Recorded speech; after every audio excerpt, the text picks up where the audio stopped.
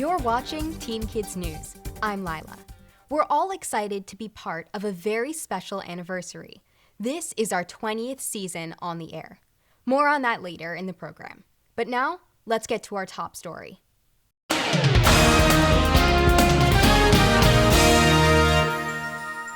It's one of the most famous lines in the U.S. Constitution. All men are created equal. Had the Constitution been written today, that line would no doubt read, all humans are created equal. But are they? No, they're not. Ever hear of the gender gap? Quite simply, it's the difference in pay men and women receive for doing the same jobs. Back in 1963, Congress passed the Equal Pay Act. And ever since then, the gap between what men were paid and what women were paid has been shrinking, but it still has a long, long way to go. According to the Bureau of Statistics, for every dollar a man earns, a woman only earns 82 cents. That's 18 cents less per dollar for doing the exact same job as a man. But as the old saying goes, don't get mad, get even. There is at least one workplace where there is no gender gap, where women are being paid the same salary as the men. That workplace is the U.S. military. So girls, if you're thinking about a career where you'll get equal pay and equal opportunities, a job in the military should be on your list. We're going to meet a woman who did just that. My name is Kelly Harris. I'm a lieutenant junior grade in the United States Navy, and I'm the main propulsion officer, and I drive this awesome warship. Wow. Lieutenant Harris, tell us about job opportunities for women in the Navy. So the United States Navy offers all jobs to men and women. Women can serve in combat roles, they can serve on land, they can serve on ships like I do. So it's really, you can do anything that you want in the Navy as a woman, which is such a change from the past decades, but it is a welcome change and it is so exciting. It does sound exciting. And you don't even need a college degree, right? Yes, you do not need to have a college degree to enter the Navy. You can enlist straight out of high school or a prior career, and then you can just come into the career full force, and the Navy will actually pay for you to go to college if that is what you so desire. And you're not learning skills that are simply limited to Navy jobs. Aren't these skills you can take with you to jobs in what's called the civilian sector? Yes, so within the Navy there are hundreds of different opportunities for you to enter a different career path after the Navy. So think communications, driving ships, air traffic controllers. You can work as a contractor for the military. You can be a pilot. You can work on planes. You can work in logistics, human resources. There are so many opportunities for a person just straight out of high school to come into the Navy and get that experience and then take it out to the civilian world. And that brings up something many of us are hearing from our parents, paying for healthcare. The cost of healthcare is taking an even bigger bite out of salaries, but that's not a problem for those in the Navy. So being in the military, this is definitely one of the best benefits that the military does offer is the healthcare. So as a service member and your family, you do not pay anything for healthcare while you are serving, and if you serve 20 years, for the rest of your life you get free healthcare. Well, that's certainly a perk. For women and for men, there's also patriotic pride in the excitement of travel. My personal favorite perk from being in the Navy has been traveling the world with some of my best friends. We have been to over 12 different countries in the last year. We've met so many people. We've worked with 20 different navies, from here all the way to Japan. It has been such an opportunity to see the world and to do it on this Navy warship, and additionally just serving my country at the same time. It's really been such an exceptional experience. Thank you, Lieutenant Harris, for speaking with us and for your service. So, if you ever hear someone say that in the Navy women can't handle the same jobs as men, just tell them that ship has sailed. I'm Chloe for Teen Kids News. We've got lots more coming up on Teen Kids News, so keep watching. We'll be right back.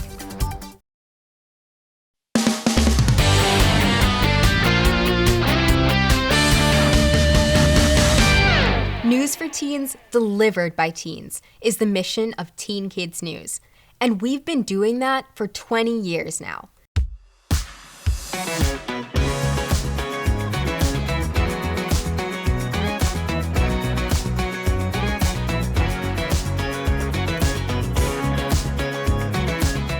The advice I have for anyone who wants to be on Teen Kids News is to watch the show and identify the unique perspective that you would bring.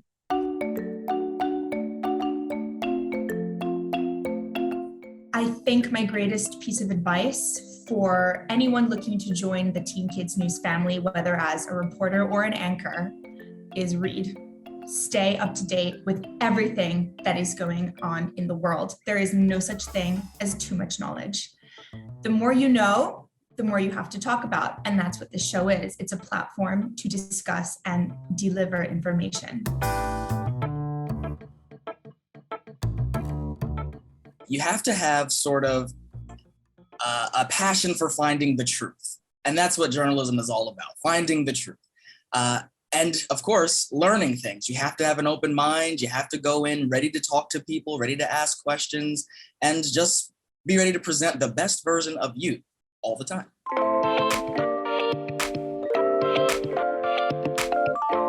My advice for someone who wants to be on Teen Kids News is absolutely go for it. If you try out and it doesn't work out the first time, don't give up. If you really do want to be on the show, watch the show a lot, get a sense of the style of the reporters, how they deliver the lines, and what kind of material they're interested in.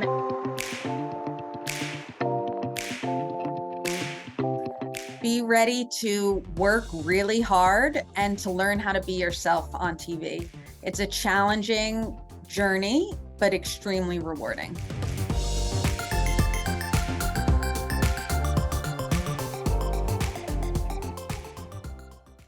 If you need another reason to cut back on sugar, here's one to remember.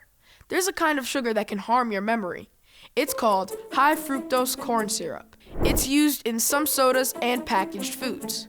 Research shows eating and drinking a lot of high fructose corn syrup can impair your ability to learn and remember. So read those labels. Making a smart food choice might actually make you smarter. I'm Reed for Teen Kids News.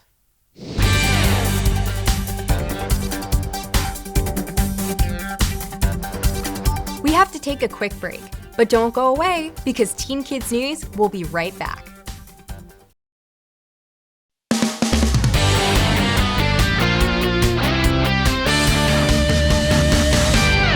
It's time for Make the Grade. Here's Christin with this week's advice. Leadership. It's a great quality to have for a number of reasons. First of all, it's a great way to contribute to your school and community. Companies list leadership as an important consideration in hiring. For those of you who want to apply to college, you'll be asked to list your leadership experience. And if you intend to follow a career path that takes you into the military, leadership is just as important as heroism, maybe even more so. So here are some tips on being a good leader. Inspire others, especially leading by example. Show confidence, but not arrogance. Those who say, it's either my way or the highway, are on the road to failure. And that brings me to my next tip. Make everyone in the group feel valued. These last tips are two sides of the same coin. Don't avoid responsibility for things that didn't work out well. And don't hog the credit for those things that did. It's been said that good leaders take a little more than their share of the blame, a little less than their share of the credit. Good advice! I'm Christin, here to help you make the grade. Prepare to be blown away. Energy generated by wind and solar power is breaking records. In the U.S. alone, solar energy is now capable of powering 18 million homes, but we still have a long way to go. Solar energy accounts for only 3% of the nation's electricity, but the future is looking increasingly sunny thanks to more affordable solar panels.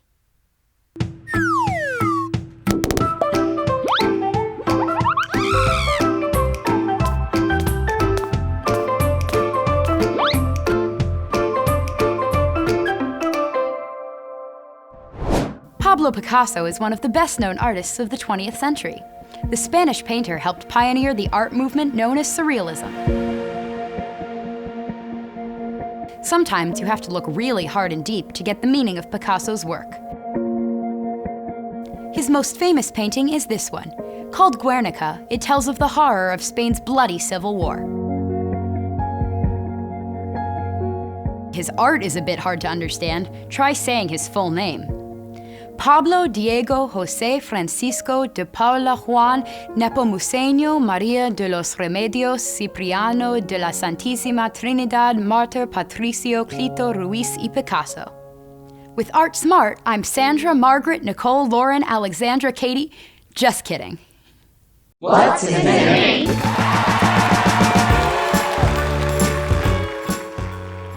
Chicago. There's a lot to love about America's fifth most populous city.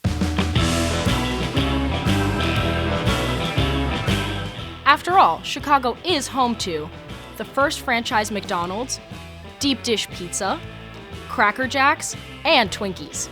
Not to mention the invention of the Ferris wheel, the vacuum cleaner, and the zipper. Called the Windy City, not because of the weather, but because of all the hot air that came from all the local politicians, Chicago gave birth to Walt Disney, Harrison Ford, Soulja Boy. It's also home to our 44th president, Barack Obama, as well as the location of the country's third busiest airport, O'Hare, along with tons of great museums and seemingly endless parks. Like I said, there's a lot to love about Chicago, except maybe its name. Apparently, Chicago comes from the Native American word meaning wild onion. Now that's something that could make you weep. With What's in a Name, I'm Veronique. Detective Pikachu may need to launch an investigation into a game that's more popular and collectible than Pokemon. Magic the Gathering is a trading card game that has over 20 million players worldwide. It debuted in 1993 and quickly became popular with fans of role-playing games like Dungeons & Dragons. Players each assemble a deck of 60 cards and use them to strategize against opponents. New unique cards are released each year, and many of the older ones gain value over time. This is because older cards tend to be more powerful than newer ones and are worth more to players and collectors alike. In fact, the Black Lotus card is so rare, it sold on eBay for $166,000. The card was part of the very first set of Magic the Gathering. So if you happen to have an original Black Lotus card gathering dust in your attic, you may be sitting on a fortune. And wouldn't that be magical? For Teen Kids News, I'm Dean. Whether from drinking alcohol or using any type of drugs, driving under the influence is dangerous. And the National Road Safety Foundation wants you to remember that. Listen to this crazy dream I had last night about cannabis.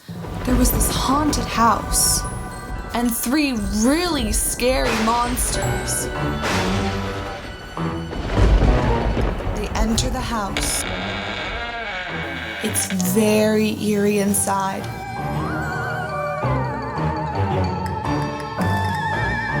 Suddenly, a cheerleader jumps out. Did you know that smoking weed can slow a driver's reactions? That totally scared the monsters, but they kept going. No! But what really frightened them was this. Almost half of teens that use cannabis say they drive after using. That dream definitely woke me up to the dangers of driving high. Talk about scary! The NRSF produces lots of helpful videos. To see more of them and to find info on driving safely, be sure to like, follow, and subscribe to the National Road Safety Foundation. We'll be right back with more Teen Kids News.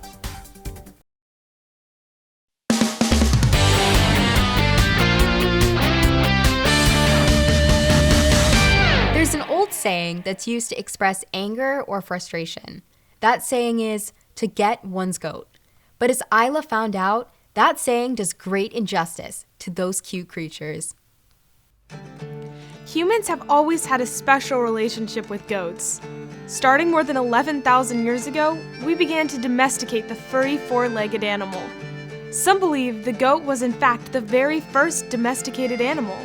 When the Pilgrims came over on the Mayflower, goats were brought along.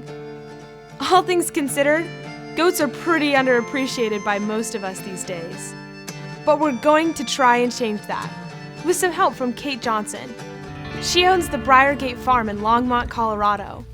And when it comes to goats, she's an expert. Welcome to Teen Kids News. Hi, happy to be here.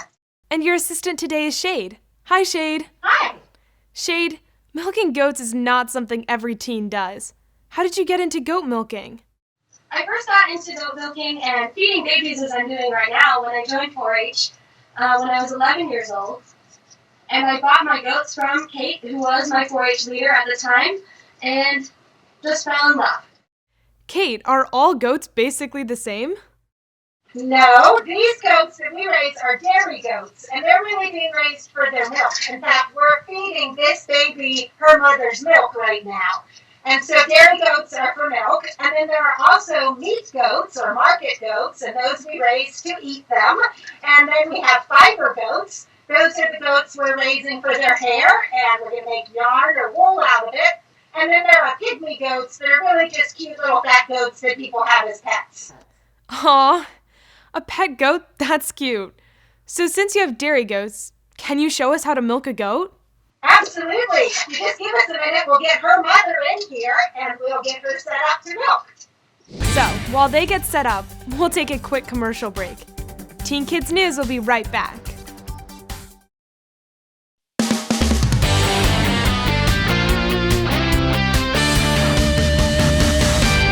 Welcome back to Teen Kids News. Kate Johnson from Briargate Farms is about to teach us the finer points of milking a goat. But first, Kate, tell us where you are and about all those awards. Yeah, so I'm in my milk house. It's just a little shed that my daughter built for me, and it's showing all of her awards. My daughter was the original owner of these goats, and she showed them for years before they became mine. And now, can you show us the reason why we're here? How to milk a goat? Yeah, so now I'm going to turn it over to Shade, and she's going to milk the goat for you, who we have on the stand already. Okay, so Shade's going to put some food into the feeder. This is Calypso. She's the mother of that goat you just saw us bottle feeding. And Shade's going to spray a little disinfectant spray just to clean up this udder a little bit. So the udder is the term we have for the bag that holds the milk. So this whole bag here is called the udder, and goats have 2 teats, and that's where the milk comes out. So just as reference, the cows have 4 teats, but goats only have 2, makes them very easy to milk by hand because we have 2 hands. Do goats mind being milked? Oh no, they actually love it because they get to be on the stand eating, and then we're relieving all that pressure in their udder, and it feels a lot better for them when we do that. Are you milking these goats by hand just to demonstrate for us, or is that always how you do it?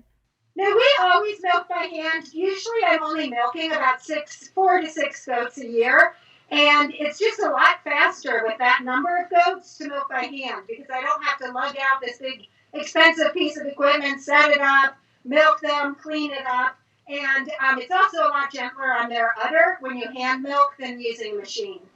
How often do you milk them? So I start out milking twice a day, and I'll milk twice a day through the beginning part of the season, usually until about the time change. And when it starts getting darker earlier, then I switch to once a day. Calypso looks pretty cooperative. Is that natural, or do you have to train them to let you milk them? Well, there is a genetic trait that's temperament, and I do select for that trait. So part of it is temperament, but a lot of it is just handling. And in fact, one reason we show our goats and why we have all these awards is just doing all that handling of the goats when you're doing it in the show ring makes them easier to handle in the milk house too. Shade, what's it feel like to milk a goat? Well, it's actually not as strange as you might think. And to actually do the action, it sort of feels like icing on cake. Yeah, so what she means by that is she's not pulling on the teat here. I'll see if I can get closer. She's just squeezing the milk out like you would if you were squeezing icing out of a tube. Besides drinking, what else do you use goat milk for? Well, of course, we make a lot of cheese because I run the cheese making school, but we also make yogurt and we make goat's milk soaps and lotions, and we make goat milk ice cream. Goat milk ice cream? You must be kidding. Good one. Just joking. Thanks for showing us how to milk a goat. You're welcome. Thank you. When it comes to milk, Americans are in the minority. While we tend to prefer cow's milk, outside the U.S., goat's milk is more popular. Yes, that's the complete and utter truth. For Teen Kids News, I'm Isla. Well, that wraps up our show for this week. But we'll be back with more Teen Kids News next week. See you then!